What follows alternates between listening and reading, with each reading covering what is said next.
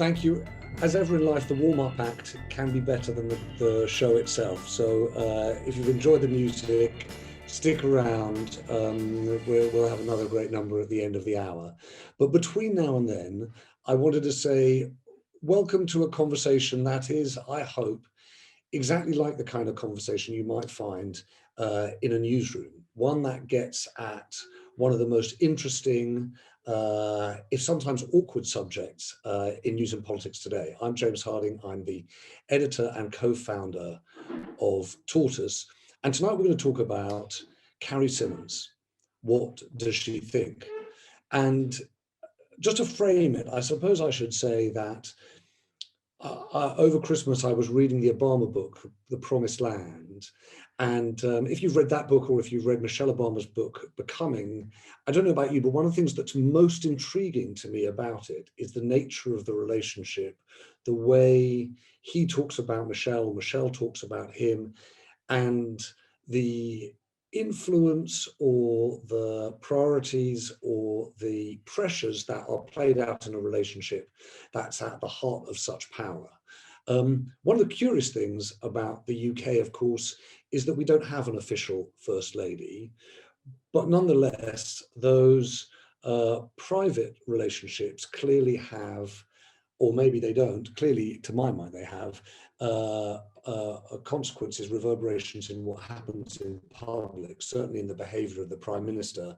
And that's what we wanted to talk about tonight. And I'm really grateful that Sonia Purnell, who has been kind enough to write for Tortoise, but probably is better known to many of you for the biography that she wrote of Clementine Churchill, itself an examination of the role of what's as close as you can get to a First Lady in British history, and has written about Boris too. Sonia, thanks for making the time to join us. And Gaby Hinsliff, who again has been kind enough to write for us, but wrote a really great piece for The Observer that tried to understand Carrie Symonds and her influence, particularly after what was seen as the power struggle between her and Lee Cain and Dominic Cummings. And so I look forward to hearing from you, Gaby. For those of you who've never been to a Think In before, we're running it like an open news meeting. Please weigh in, let us know what you think. If you've got first-hand experience or strong observations, either message me directly or in the chat, or stick your digital hand up and I'll try and bring you in. At the end of the hour, what I hope we do is come away with a better understanding of who is Carrie Symonds, what does she think, and what influence that may or may not have on the government of the UK. But Sonia, why don't I start with you, and let's just sort of step back before we get stuck in. The nature of the partner of the British Prime Minister is not, as we saw in that quote from Sarah Brown, an official position. It doesn't even have a title. So what is your read over time on the influence that someone in Carrie Symonds' position now has? Or you're muted. Sorry, Sonia, we've done that classic. It's so 2020. There you are. Yeah. Hear me now? Yeah. Yeah. I think that all spouses or partners have a greater or lesser influence, and I think that's clear. It's such an incredibly tough job. You know, when you get to the end of the day and you go and have your glass of whiskey, as Margaret Thatcher did, or whatever you do, you're bound to pour out some of your troubles, your concerns, your thoughts, your worries to your partner, even if you haven't spoken to them all day. I mean, how that relationship has changed. I mean, like you say, I wrote a book about Clementine Churchill, who was obviously the Prime Minister's spouse during the Second World War. And she was unbelievably involved in everything, from how to deal with President Roosevelt or Stalin or de Gaulle, to appointments, to rows in the cabinet. But she also, her power also came from the fact that she was seen as the human face of the Churchill government. So she got thousands and thousands of letters every week from people who wanted to complain about their air raid shelter or the fact they didn't have someone to live after their house was bombed. So she was almost like a sort of unofficial pollster, or direct line with the people. And that gave her sort of like a separate power base, because she was in touch with what people were saying and worrying about and thinking. And she was able to feed that in to Churchill, who very much said that he couldn't have done anything that he did without her. I don't think there's ever been a prime minister's spouse since her. And you could say that what she was so powerful that perhaps she kind of bent the sort of constitutional niceties of British government, but maybe, you know, extraordinary times you can do extraordinary things. But there has been no one, I think, since who has been so involved. But I think all spouses and partners have been involved. Carrie will not be an exception to that. And of course, how she differs very much from Clementine, and I think in a way, this is a disadvantage for her and for us, is that she is part of the bubble. She is very much a creature of the Conservative Party. As we know, she was head of its communications. That sort of may well give rise to some conflict, and I think also sort of, you know, prevents her from being that separate source of information and feeling about what people are talking about. So I think that can constrict her, but she's, you know, an intelligent, very ambitious young woman. I'm sure she's getting involved in lots of things, but the other thing that she hasn't done is really come out publicly in support of her subject. And whether that's green issues or LGBT issues or whatever it is, we don't really see her around that much. And that again is perhaps surprising. So she's a little bit of an enigma, which I think is why this is such a good sort of subject today. And I'll be very much, you know, looking forward to what Gaby has to say on this as well. And Sonia, can I just ask you one thing before we sort of try to understand Carrie? Well, one of the questions that I had particularly for you was whether or not, having studied Clementine Churchill and the position of the Prime Minister's partner or spouse, whether or not the fact that there is no official position creates this certain mystery or suspicion around the nature of her influence in a way in which doesn't exist if you're the First Lady, because you've got the office of the First Lady, likewise in France or other countries in the world. Are we more prone to pry, not just because we're like that, but because there's not an official standing for the partner of the PM? I think that does make things very difficult for the partner of the PM. I mean, that there is now some funding that there used not to be. But I don't think that the First Lady in America escapes that same sort of prying or shock or disdain. Look what happened to Hillary Clinton. You know, she had the full backing of Clinton's White House, but she really came a cropper. I mean, she didn't really handle the politics of it at all well. She became a figure, a sort of lightning rod of people's dislike for Clinton himself was kind of directed at her. So the whole edifice of the White House was not able to save her from that. Now, that edifice doesn't exist for our Prime Minister's spouse here. So it is a very tricky thing. I think it was Cherie Blair who basically said you have to make this up as you go along. There's no rule book, there's no guide. This is something that is entirely your creation and gets recreated each time. That gives you opportunities, ones that clearly Clementine Churchill took with both hands, but there are also many dangers. And in fact, her successor, her niece, Clarissa Eden, sort of, you know, stepped back from policy, stepped back from government, but still made that comment about the Suez Canal running through her drawing room. And, you know, the whole heap of opprobrium landed on her as a result. You know, this is dangerous territory. If you're going to do anything, you have to be a very canny politician yourself. Clementine Churchill was, others have been less lucky subsequently. And it's interesting that Mary Wilson disliked the job so much, found it so terrifying that every morning when she got up, she was physically sick. I mean, you know, it is a really quite terrifying position if you're not very, very careful. Right. Sonia, thanks. Gaby, I pointed everyone to your piece in The Observer, partly because it speaks to two things that Sonia's already mentioned. This idea of Carrie being part of the bubble, being really plugged in, I suppose, not just to the party, but also the lobby, the group of journalists in Westminster. But also the question of canniness. I don't even know if that's a word, but being a canny politician. Talk through what you found in reporting on her and the way in which she operates in Downing Street within the party in her relationship with the Prime Minister. Yeah, it's interesting. I mean, I first met Carrie when she was in her 20s working for the central office, and she was very smart, she was very switched on, she had a very acute sense of what newspapers wanted. you know, which, you do think at the time, okay, I wasn't surprised when she got promoted. I was surprised when she got promoted to Prime Minister's girlfriend, but I wasn't surprised when she made it up to the assistant. But I think she's never quite been able to let go of that early. She wasn't just a party press officer, she was also special advisor to John Whittedale and his culture secretary, and brief time to Sajid Javid. So she's really seen it from the inside. And I think when Sonia was talking about those conversations that all prime ministers have with their spouses, when you get home, you've had a terrible day, you go, oh my God, I can't believe it. You know, and she's hearing that conversation, not just as a spouse wanting to be sympathetic because you just had a row with the Chancellor or whatever. She knows the characters involved. She knows the issues involved. She knows the way it will play out through the media. And I think she's not been able to quite divorce one role from the other.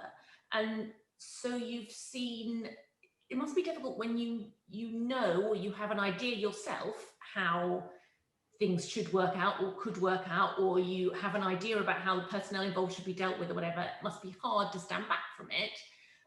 But the criticism, certainly when things came to a head in December with Dominic Cummings and with Lee Keynes, the Prime Minister's press secretary, was that she didn't stand back from it at all. And she was actively involved in trying to block Lee from being promoted, and that she, you know, was very much a prime mover in the ousting of these two, you know, really crucial staff members from Downing Street. And that's the point at which you've crossed a line. There have been previous prime minister or spouses who've certainly had opinions on things. You know, Cherie Baird did not hold back sometimes in her conversations with Tony. I don't think she was influential in his thinking. Samantha Cameron certainly had views, although I don't think she attempted to particularly interfere in policy. But to get involved in personnel changes and how Downing Street's run, that's something we've never seen before with a prime minister or spouse. And what, I mean, we've never seen before. One of the questions I've got, Gaby, is whether or not you think that what happened in December, what happened at the end of the last year, was a fundamental shift in the way in which Carrie Symonds operates within Westminster, or it was just the first time that we'd seen it, i.e. what you'd heard for months before was that, you know, Carrie is very plugged into lobby journalists, not Boris Johnson's generation of lobby journalists, but hers. And I wonder how that influence plays out.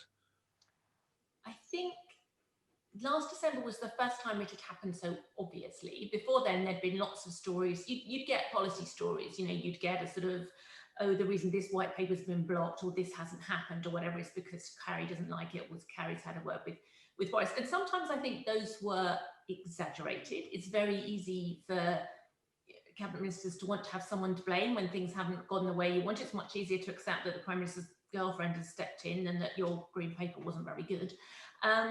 But sometimes there was a grain of truth in them.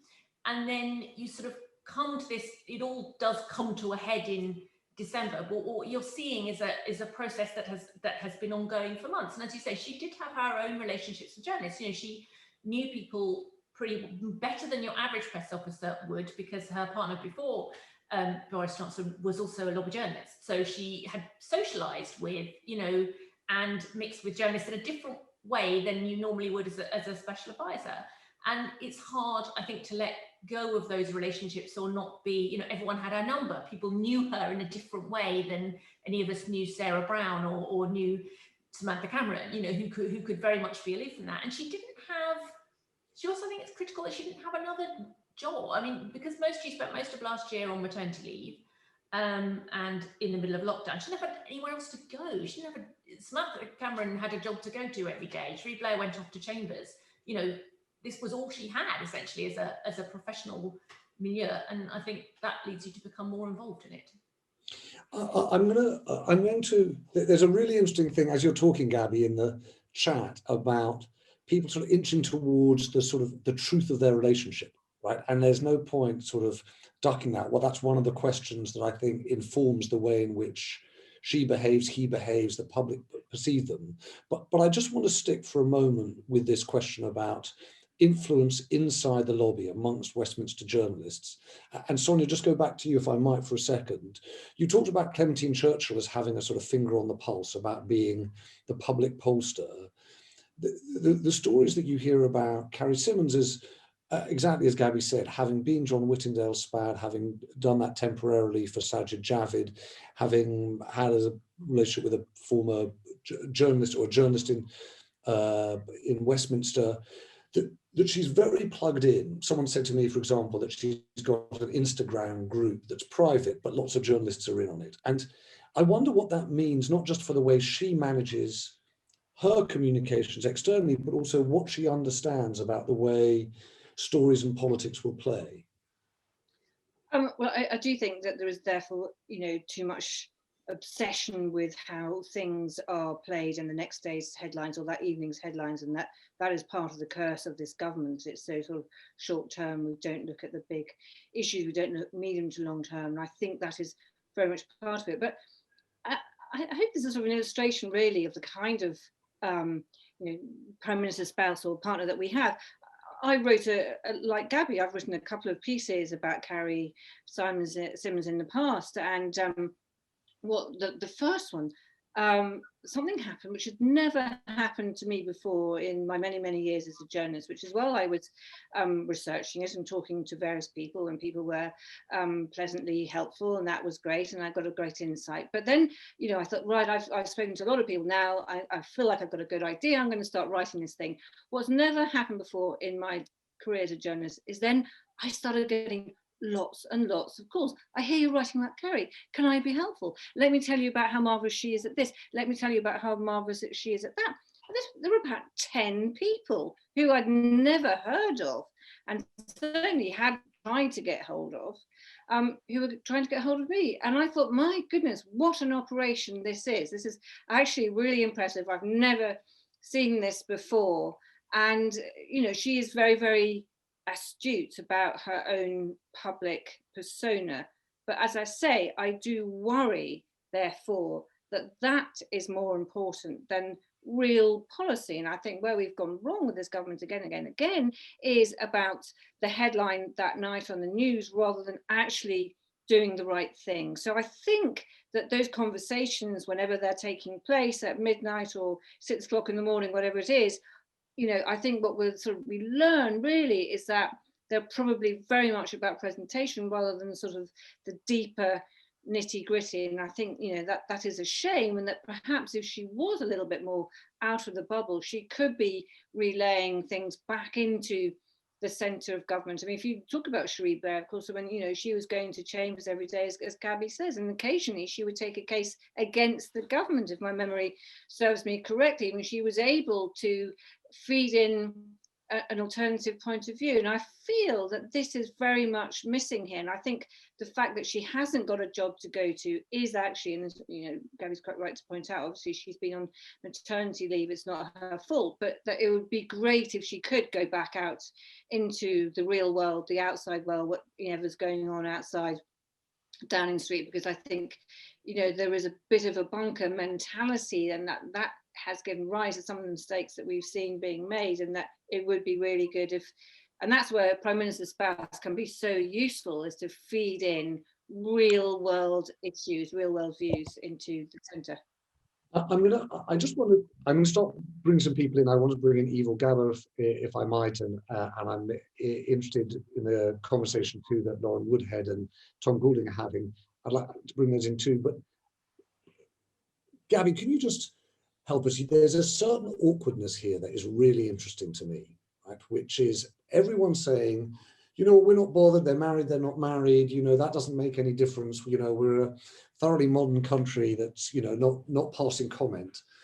And yet it's very clear that both in the way in which the media handles Carrie Symonds, and to be fair, the way in which the Downing Street operation handles Carrie as well, and the details about where they are and when they are together, there's a colossal amount of awkwardness here, and there's a reticence to report it, to discuss it, to put it on show in the way in which we've been used to with other partnerships in Downing Street. And I wonder what you think is going on here. What's different, I think, in a lot of ways, is this was a very new relationship when she came into Downing Street. I mean, they'd been together for what, about 18 months when he was elected, and depending on when quite you would say it started. And whereas the other sort of spouses that I've reported on or covered or whatever, had been married for donkey's years, there was nothing, they'd been together a long time, it's very fixed relationships, this was very new, and his divorce wasn't finalised from Marina until, sort of part the way through 2020. So when she came into number 10, she came in firstly as the girlfriend, rather than the wife, whether or not you think that matters. I don't particularly think it matters whether they were married or not, but with a previous spouse still on the horizon, who was still technically his wife, and 4 grown-up children who had not taken the end of the marriage well. And as we know, it later emerged that Marina was undergoing treatment for cancer at the same time. So, there were some niceties involved there about how much she really should be in the private eye, in the public eye, and how much she should be presented as, the First Lady of Downing Street. There were some tensions there, because obviously there were, I think, some tough times between Boris and his grown-up children about that, and they weren't necessarily ready to see this replacement for their mother, in the public eye. And you can understand the niceties around all of that. And of course, she was also, when she came into number 10 after the election, pregnant, but in the early stages of pregnancy where she hadn't told anybody. So she's running away from photographers so that they don't, photograph her with a bump. It's all very odd and slightly cloak and dagger. And Gaby, the Matt Bai book on Gary Hart, I don't know whether you read it, which was a really fascinating kind of examination of how the US media shifted from a world in which, in the days of LBJ and John F. Kennedy, there was a whole world of relationships that were going on. No one looked at it. Gary Hart, Democratic senator, runs for office, may or may not be having an affair. It torpedoes his run for the Democratic nomination for the presidency on the grounds that your private life is a barometer of your public character, right? We seem in 2019, 2021 to be shying away from coverage of private life, because the implication being that it has no bearing on your conduct in office. And I wonder what you think of that. I think there's an odd neuralgia about it, because probably 10 years ago, there was much more of a sort of prurient obsession with people's private lives. And now I think we're in a position where, I don't think Boris Johnson would have become Prime Minister 20 years ago with a sort of track record of wives and love children and mistresses and God knows what going on in the background. It would have been assumed that somehow ruled him out of running. And now we're in a position where we think, okay, we're a much more mature society. People's sex lives are not particularly interesting in terms of their fitness for office. And therefore we park all of that to one side.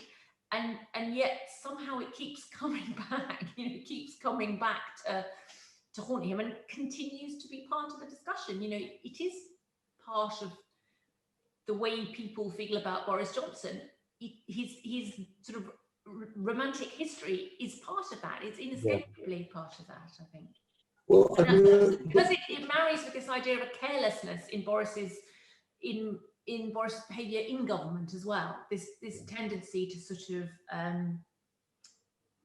a slightly slapdash approach to decision making marries up in people's minds with this rather chaotic life in which there's a sort of trail of abandoned women behind you. And I think, look, I do think there's one of the things that's really difficult here, which is there's a whole kind of seam of coverage, and in fact, people talking about Carrie Symonds as being nasty, the Princess Nut, stories that leaked from Lee Kane and Don Cummings without them being attributed. There's also an issue here, which is a lot of the things that are being asked of her are really questions that naturally or rightly should be asked of Boris Johnson. They're actually about his behaviour, and they're being asked of her. I'm going to bring in, if I might, because I'm going to bring in Ivor Gaby. I'm going to pronounce your name wrong. Sorry, Ivor. Lauren Woodhead and Anushka Sharma. The reason is we said we'd start talking about her history and the potential impact on politics, and I do want to get to that, because you raised the point about John Warboys. Yeah, well, just your what the significance of that's been. Yeah, well, I used to, and you got my name more or less right, Ivor Gaby. Many moons ago, I was in the lobby, so before Carrie Symonds, so I hadn't heard of her. 2018, I went to have a coffee with somebody I'd known a long time ago called Nick Hardwick, who started telling me this story. He was chairman of the parole board. He was telling me off the record about the enormous pressures he was coming under from David Gaulk, who was at the time the Justice Minister, I think. And anyway, the long and short of it, he was forced to resign. He was forced to resign. And he was telling me about this woman, Carrie Symonds, who had been she hadn't actually been raped by Stephen Warboys, but he had assaulted her, and she went public on it, not then, in 2009. She gave an interview to The Telegraph about it. And presumably in 2009 trying to work, well, somebody would tell me where she was. But Nick was convinced or thought or had reason to suspect that she was behind the pressure on David Gaulk to sack him. I forgot to say, James, I'm assuming knowledge here. The parole board released Warboys early, and people thought this was an outrageous decision, and there was a great campaign about it, most people would remember, and it was revoked, and Nick Hardwick was sacked. Sorry. I mean, it's a very interesting example, because I think my read has always been, Ivor, that actually many people look at Carrie Symonds and the fact that she actually agreed to be a witness in the original Warboys case when I think she was something like 20 years old. Gaby or Sonia will know better than me. 19 when it happened and 20 when she gave evidence, right? Yeah. This was kind of shows some, was incredibly courageous and steely thing to do. But I suppose, Gaby, this does speak to this question, which is the extent to which you do obviously have real world influence when you're in that. And it's appropriateness and boundaries. That's what, for the piece that I wrote on Carrie, I went back to find Nick Hardwick because I wanted to talk to him about it. And to be honest, I thought he'd be furious, because I remember exactly the same as Ivor. It all came up in 2018, and it was the first time she was then working for the Conservative Party, and she ran this public campaign, essentially, very successful public campaign against Warboys' premature release, and she was going up against the Justice Secretary at the same time as being, the spokesman for the Conservative Party in public. She was fighting with her own government, essentially, and as you say, Gaulk was put in an impossible position. Nick Hardwick was fired. So I went off to find Nick Hardwick, thinking he'd be absolutely hopping mad about her. And he said, I have nothing but admiration for Carrie Symonds. She fought a bloody brilliant campaign, essentially. I thought she had guts to do it. And he said, fair play to her, she won.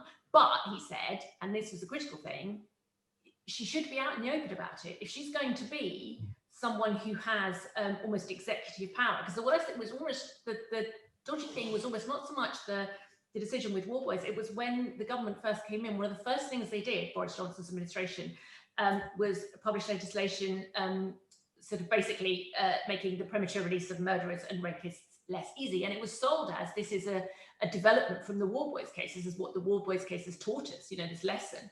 So she'd essentially changed policy, not just changed a case. And he said that's the point at which, okay, fine, if that's what you want to do, if you want to be a campaigner for reform of the criminal justice system, fine, but you have to come out and do it in the open. You can't be the person behind the scenes. We're used to unelected power in politics. That happens all the time. Everybody in number 10 is unelected. What we're not used to is unaccountable power. It's, if you're the Prime Minister's Chief of Staff, you may not be elected, but you can be required to account for your decisions. You can be called before a select committee. A public inquiry might look through your emails. That the Prime Minister's wife or girlfriend is beyond that scope. And it's but Gaby, this gets to the heart of my question, because I think, unfortunately, we're even used to a little unaccountable power. The reality of those Downing Street advisors of the case. What's particular about Carrie Symonds is unexplored power, is the extent to which, if it is the case that, I noticed that Nacho Moraes makes this point that if she really was pivotal in driving out Lee Kane and Dominic Cummings, then that makes a meaningful difference to the character of the Johnson government, and quite likely to the direction of the Johnson government. And yet her influence, her values are probably not as explored or understood. Do you think that's right? Yes, I do. And I think it's very tempting to see her as the only and prime mover, and that wasn't the case. You know, there were a number of people in number 10 who wanted him gone, and I think what makes a difference with her, she's the one person who can't be sacked. You know, people who moved against Dominic Cummings tend to find their belongings in a cardboard box on the doorstep quite quickly. She was the one person who couldn't be fired, and so that made her in some ways the only person who could do it. And when I was talking to people who, for that piece, who people didn't like Carrie and thought she behaved appallingly, tended to think she'd make the right decision about Dominic Cummings, you know, that the government was better off without him. But just because it's the right thing, does it make it right for her to do it? That's the tricky thing, and that was the sort of, you know, same thing as happened in the Warboys case. You know, is it better that John Warboys was behind bars for longer? Probably. Was it right that she should be the person to do it? That's where it gets more complicated. Gaby, thank you. I said I'd come to Lauren and Anushka. Look, Lauren, I saw you weighing in saying that you weren't too bothered by the status of the relationship. But tell us whether you think that status is having an effect on the extent to which you understand Carrie Symonds and what you think of her, what you know of her. So I would think, I don't know anybody, definitely my age, who's at all fussed about the fact that they're not married. I think it's just not a problem at all. And I think people have a really interesting view of her, which I think they see her as potentially quite powerful. And because she is a bit younger, I think there's a sense of like, generally the Conservative government is seen as, it's that like old male, pale, stale, that whole vibe. And I think she kind of dilutes that slightly. I think a lot of the press coverage has been interesting, and I don't think Theresa May's husband had it in the same way of like, what's his, like, he seems like a linchpin kind of behind the scenes. So I think some of the coverage has come across as slightly, I guess, old-fashioned. But I think that the biggest questions from my mates have got is kind of like, why is she with Boris Johnson? I would say that's it. It sounds very kind of, but I do think that's people's biggest. People would quite like her. I mean, this is from a very like typical student lefty background, obviously, but I think there's this sense of like, she seems quite cool. She's a bit younger. She's not married, but like, why is she going out with Boris Johnson? I think that's the general perception. Okay. That is a whole other thinking, possibly a series, Lauren, on why would you go out with Boris Johnson. Happily, Lindsay Evans has weighed in and said he's very charismatic. Lindsay, we're going to come to you on that particular thinking. But Anushka too, I just want to come to you. I should just say, Lauren, the one thing I would say is that you know, say from a lefty perspective, the one thing to better say about Carrie Symonds is she's been a Tory from an early age. I mean, she was really involved from her late teens, so I think that's significant. Anushka. Hi. I at the beginning of this conversation and at the beginning of the thread, I asked if Carrie had been invited to join this conversation. I think it's quite a provocative title of the discussion we're having today and really singling her out. And I guess I feel that that's a little bit unfair. I feel that she, with the whole campaign that she ran against Warboys, I think she's very brave and has kind of come up trumps in many young women's eyes as a person who's really gone against the typical sort of like, she's just been very brave and has not been scared to kind of follow her heart and really spread the word on the campaign she believes in. And I think, as was said earlier on, I think her having been a SPAD, a special advisor, as well as the head of communications for Tory HQ, has given her very unique insights, and obviously her upbringing is very privileged. I would just say this, and this is probably a little bit more general, and it's generally the role of SPADs, special advisors. And I think there's a lot of grey in how they're appointed, how they're selected, the access they have to ministers, how they get hired and go from private sector, maybe to the tech sector, and then back into number 10 or other sort of ministry positions. That is something that I think is quite cloak and dagger, and that's not necessarily something that I believe that the public eye has a lot on. And as much as the lobbying kind of groups are going to have a lot of like light shed on them in the coming months, I'm sure, with all of campaigning around the kind of cronyism around who's working on what COVID contracts, etc. I do feel that SPAD, special advisors, aren't going to get away from this in the near future. So that's probably a bit more general. You are, I have to confess, you're playing on my conscience here, because about a year and a half ago, in sunnier times, we sat in our newsroom, we had a summer festival of thinkings, and one of our members, Lisa G, said, you know the story you guys should really do, the SPADs? And we said yes, and nodded. And the thing that's awful is that I can see Lisa actually on the screen here, looking at me. She's too good, she's too kind to be wagging her finger, but actually, it's a really interesting point here. And I think one of the reasons why we wanted to hold this thinking was to say, look, if you've been a special advisor to John Whittingdale in DCMS, that's going to have a bearing on the debate around the BBC, and you're going to have a view on that. If you've been a special advisor to Sajid Javid and he gets sacked, effectively sacked in a reshuffle, that's going to have an impact on the way in which you see the personnel and the operation of your partner's government. So you're totally right. I think, being a SPAD is one of the formative experiences of many, young politicians' lives. That would be true for Carrie Symonds too. I'm just going to come to my colleague, if I might, Matt D'Ancona, for a moment, because as I was listening to Gaby and Sonia, I was wondering about the extent to which, and I saw Tom's points in the chat about the culpability of the media in this.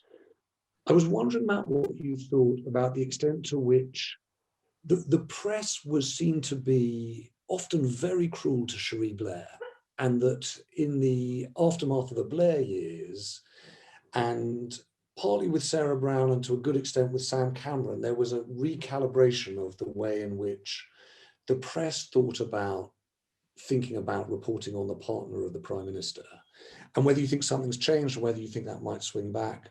What do you think of all this? Well, I agree with that.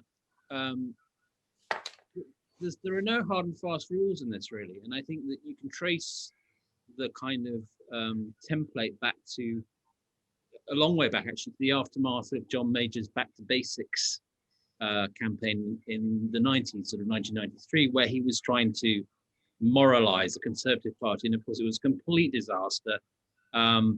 And lots of affairs became public, and it became clear that there was a problem in the kind of media political relationship.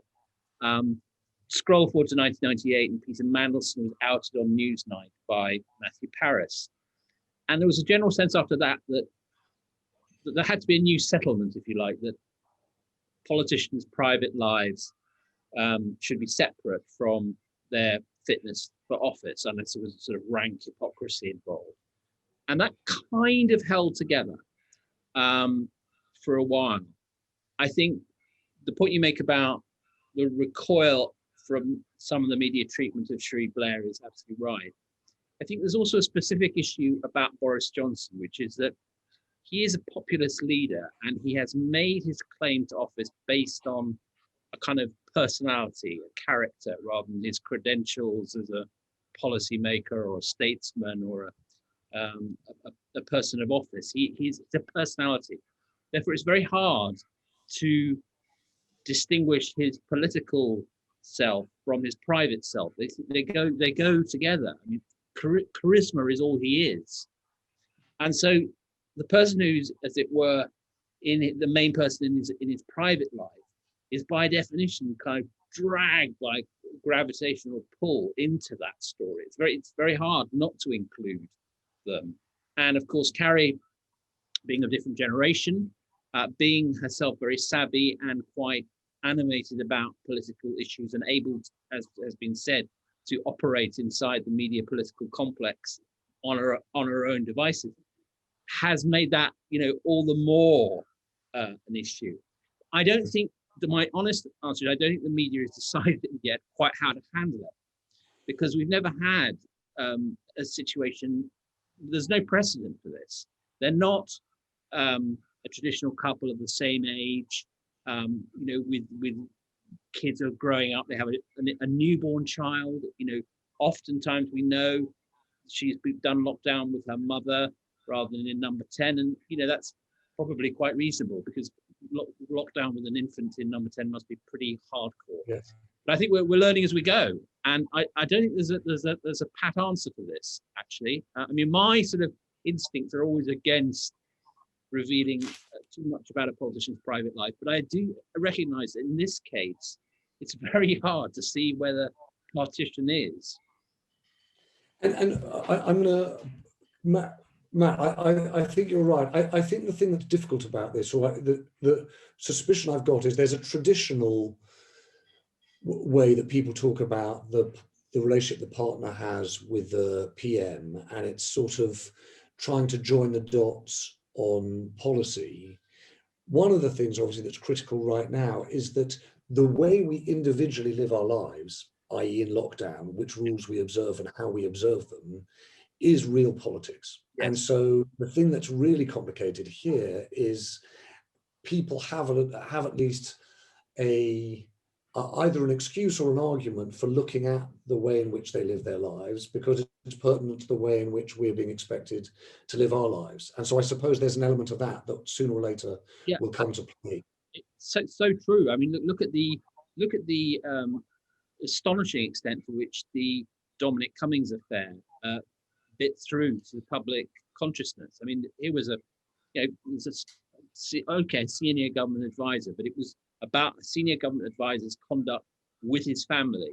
But because it was during lockdown, it became a huge story, and one that's still remembered. So as you say, the pandemic has made this all the more, in a very claustrophobic way, all the more of an issue. And this is, I think, one of those areas where you suspect sooner or later it comes, because if people are paying attention to where Boris Johnson goes for a bicycle ride, then they also have questions about who's in Camberwell, who's in Downing Street, who's in Chequers, and that whole story comes. I'm going to, if I might just go back to Sonia though for a moment, because I wonder, Sonia, whether, I don't know whether you've had a chance to read much of the chat as it's been going on, but part of the drift of it is saying, well, look, here's Carrie, she's younger, she's modern, she's got these causes close to her heart, whether it's LGBT plus, or whether it's the environment and the oceans, whether it's the media. Is there a reasonable case to be made that the departure of Kane and Cummings means that Carrie Symonds is now the most influential advisor to the Prime Minister, and we're going to see a more quote unquote modern, even compassionate conservative approach that Johnson takes as a result of the changes we saw in Downing Street at the end of last year? Well, I mean, let's hope it does become a more sort of compassionate version of conservatism, but I don't actually detect that much difference, to be honest, in the way that the government is conducting itself. I think Carrie's support of green issues is fantastic, and yet really I don't think you can call this government particularly green. So I wonder, again, what influence, apart from that specific thing with the War Boys campaign, which I do, by the way, think was absolutely superb on her behalf. It's slightly strange, perhaps, to be done by someone who's in charge of, Conservative Party communications. But, well done her for doing that. I think probably a lot of women feel safer as a result. But what I don't see really is her big arguments on greening Britain and greening the world really translating through into policy. We've seen something about wilding part of the British countryside, but then if you look at that we wonders whether that comes from Carrie. But if you look at it in a broader way, well, then how are we going to produce more of our food, which apparently we now will have to do, and that will in its own way reduce food miles. I don't really see a joined up version of policy. I don't think that's probably her forte. One single issue campaign, yes, but the big picture, probably no. And I still worry, actually, it worries me, is that she provide the stability that he needs. We all remember that row, that huge row before he was in Downing Street. The police were called. Clearly, that relationship at that point wasn't very stable. Is it now? Because you really, whether they're married or not, you really want your Prime Minister to have stability in his or her private life. You need it, and particularly when you're in the middle of a pandemic and Brexit crisis and all the rest of it, it couldn't be more necessary. I just hope that relationship is stable. What we don't really know is that we hear all sorts of things suggesting it isn't. We don't know. It'd be great to know more about that, because I think we do have a right to know about that. So, Sonia, thank you. I mean, just one thing I should say is I think that, you know, if you had, to Anushka's point, if you had Carrie Symonds here, I think she would say, well, I do think there's a green agenda in this government. I think the 10-point plan, the green industrial revolution, would be their argument for a green agenda. You may argue whether it's sufficient, but that would be the case I think I'd make.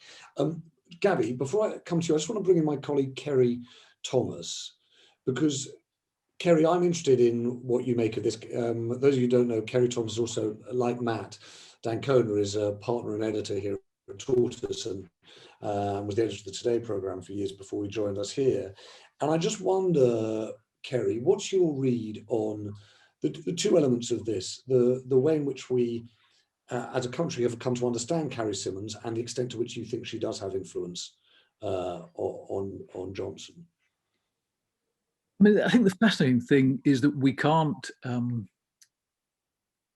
It goes back to the question you asked earlier. We were able, particularly through the Lee Kane incident, to see her influence in a way that we haven't before. But that doesn't necessarily mean that her influence is greater than we've seen before. So I find it hard to give a readout on what status she has within Downing Street, whether it's greater than Cherie's, whether it's greater than Clementine Churchill's. You know, I think it really feels very, very hard to know. I wanted to pick up on Matt's point, because I agree with a lot of what Matt said about the changing calculations the press makes about how to cover the private life of politicians. And I think, you know, I remember, actually, which probably just before I went back to the Today programme, there was a great argument running around the BBC about Charles Kennedy and his drinking problem.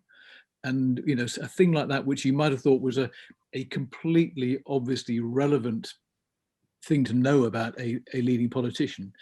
The BBC was in agonies about whether to cover that or not, partly because it was being pushed by someone who turned out to be Charles Kennedy's successor to the BBC. I think that the question of how the press deals with it is one thing, but it does seem to me that more important than that is the way that the public thinks of it. That I think you would not have seen Donald Trump elected president in a less polarized political era in the States, and I think arguably you would have seen Boris Johnson thought unfit for office by more people in this country, again in a less polarized era. And so I put this in the chat earlier on, but this sense that maybe a rogue, maybe a bastard, but he or she is our bastard is a thing worth remembering in this, that it's a reason to overlook things that we would have paid attention to in the past. It's so intriguing, this, and it's so intriguing that however much you want to sort of sanitize this conversation and say, let's examine the experiences she had at CCHQ or at the Department of Culture, Media and Sport, you do get to the heart of the relationship, because so much of it is unknown. And I just wanted to ask Lorraine Hegarty, while you were talking, Kerry, was sort of raising this point or making this question, asking this question, which is, would this thing have been a passing relationship if it wasn't for the fact that he was starting going out with her as he was making a run for Downing Street? And Lorraine, I don't know whether you're there, but just speak to the point about politics in their relationship. Well, I suppose the thing is that Boris has such a reputation for having affairs. Was it Jennifer Arcuri? Various people or women have come and gone in his life. And as somebody said earlier, this is a very new relationship. So would it have lasted? I mean, was he in a position almost where he had to stay with her? Or do those who know him say this really is a big passion for him? Because there were rumours that I was hearing last year, I've got no idea whether they were founded or not, about him having an affair with somebody else. And that was why Carrie had moved out of Downing Street temporarily or whatever. But I don't know whether that is true. Well, this is where hosting a live conversation gets really, really complicated, doesn't it? Right? Because as you say, there are a host of those rumours, and there's also, I suppose, a big point here, which is the extent to which the kind of political pressures to conform explain the relationship, and inevitably there are things we don't know. Kerry and I, for what it's worth, had a long-running conversation in the run-up to the 2019 general election, which was about the unwillingness of the Johnson campaign to clarify how many children he has, and the unwillingness of the media to ask, and what that told us about either the changes in culture or the way in which politics itself was practiced. I don't know whether you had a view on that, right? Sorry, my husband was making noise in the kitchen. That's fine. I'll come back to you on that another time. Just muted for that. I mean, I think it all goes back to how much can we trust Boris? And people were saying they haven't seen displays of real affection between them, the way they look at each other, that it often seems to be a bit staged when there are photographs and what have you. And, when we're making judgments about the man who's leading our country through a major crisis and having to make all sorts of decisions, how much his personal life does have a bearing, I think, on how much we can trust him, particularly, the way he is going to treat Carrie. And she's been through a lot. She's going out with a guy who's married when she first starts going out with him, then he's going through a divorce, she's got the problems with his adult children, she gets pregnant, he becomes prime minister, he gets seriously ill and is in hospital with coronavirus. Those things would test any relationship. That's definitely Call Richard Curtis, we think we have a movie. Yeah, I understand that. Lorraine, thank you. I realise we're running short on time. I just want to go to my colleague Tess Murray, because she was making some comments. I'm going to come back to Gaby and Sonia for the last word. Tess. Hi, can you hear me? Yeah. Hi. I'm getting a little bit twitchy about this, James. Getting a bit uncomfortable. Why? Because I think why? Well, because I left the back door open. It's freezing. But also because I think we're conflating two things here. One, we've got a modern day society that doesn't allow for two professionals to be in the public eye when one of them hasn't chosen to be. And it's a bit, it's a bit akin to the royal family debate. So how do you accommodate an independent spouse with their own career? And secondly, if we're projecting a political agenda onto this relationship, then there are no victims in this. Carrie is an experienced operator who knows what she's getting into, and I'm not really interested in their relationship and how it works or doesn't work, because as I said in the chat earlier, we don't need to know about Johnson's private life to know about his sort of relationship with the truth or his No, but Tess, hold on a second. Hold on. If it is the case, right, that a person is directly involved in the decision about who gets appointed to the Prime Minister's Chief of Staff, then absolutely you're right. She's an experienced political operator in her own right. But you can't have it both ways. You can't be an experienced political operator who is extremely influential and not be the subject of interest.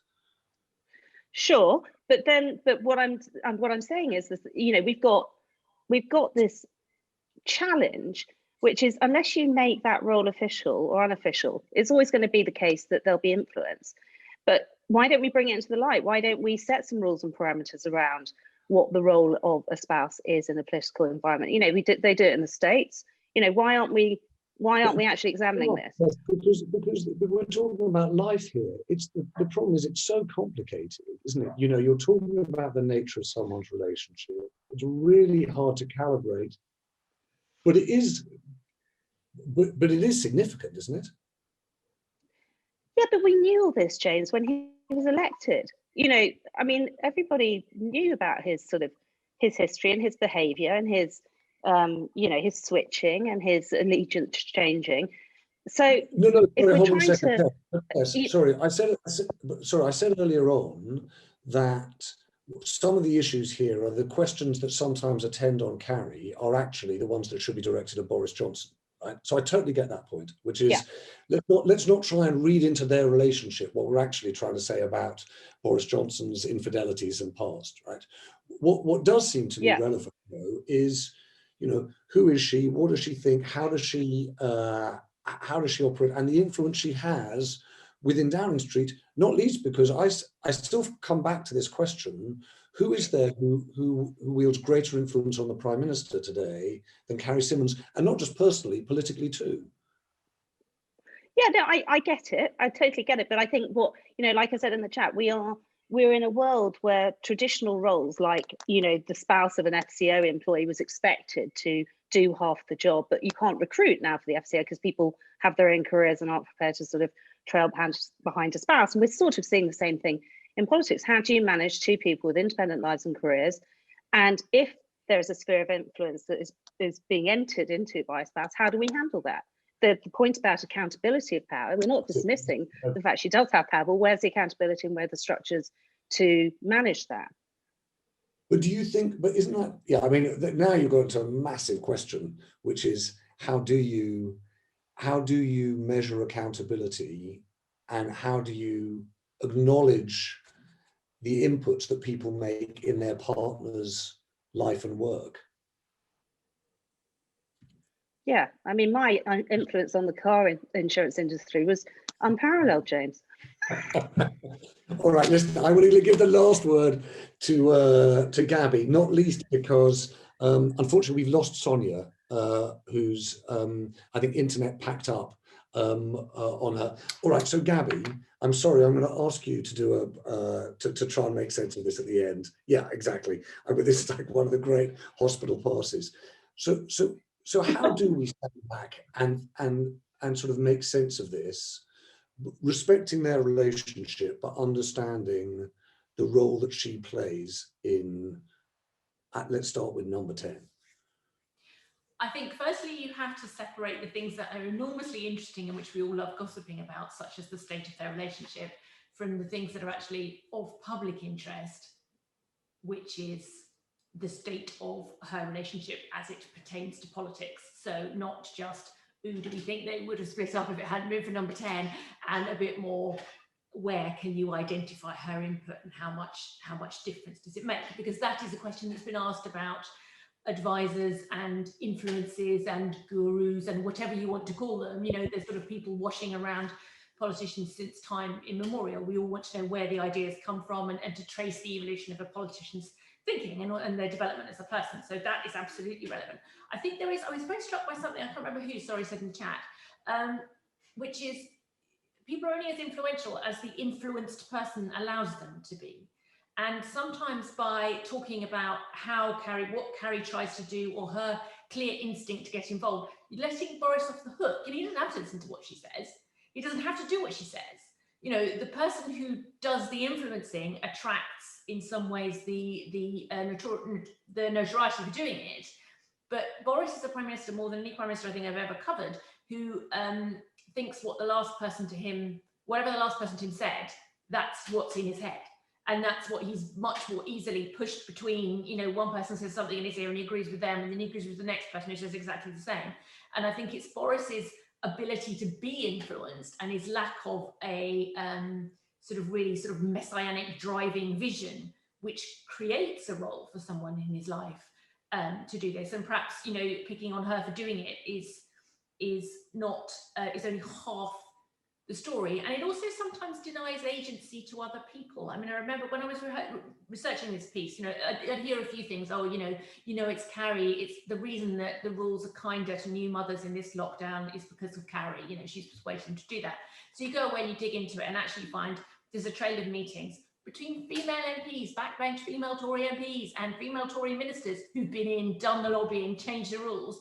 And actually by saying, oh, he's going to do it, you're negating the role of elected women doing their jobs at that point. And there's something quite reductive about that. I think you have to be careful about those two things.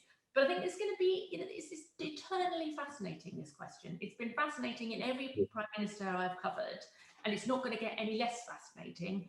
And it's fascinating when it's a man, when it's a husband as well as when it's a spouse. People are as interested in Philip May as they have been in her, even though we had slightly less description of what Philip May was wearing.